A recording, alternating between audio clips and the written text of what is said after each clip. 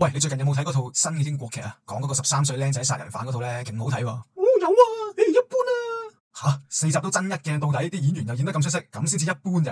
吓，佢一鏡到底嘅咩 ？Sorry 啊，我飛住嚟睇咧，所以冇留意到添。飛住嚟睇，你為咩事要咁做咧？超，咁中間換啊嘛，幾條友咦吟吟喺度講經，鬼死咁沉氣，谷鬼氣我咪飛住嚟睇咯。唔止添啊，我仲校咗1.5倍速嚟睇，慳翻啲時間啊。你黐線噶？呢套劇要飛住嚟睇，經已係人神共憤啦！你仲斗膽開1.5倍速嚟睇，咁咪破壞晒成套劇嘅節奏同埋情緒咯！你咁樣睇不如唔好睇。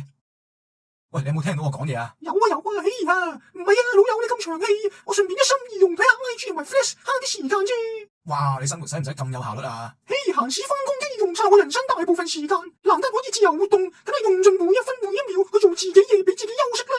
吓，你咁樣真係休息到咩？所以你唔怪得我飛片同埋用1.5倍速睇啊！我翻工都夠攰啊，唔想睇戲又要用腦啊！你明唔明啫？你接受現實啦，家陣個個都係咁樣睇片噶，就好似我哋而家呢一段片咁啊！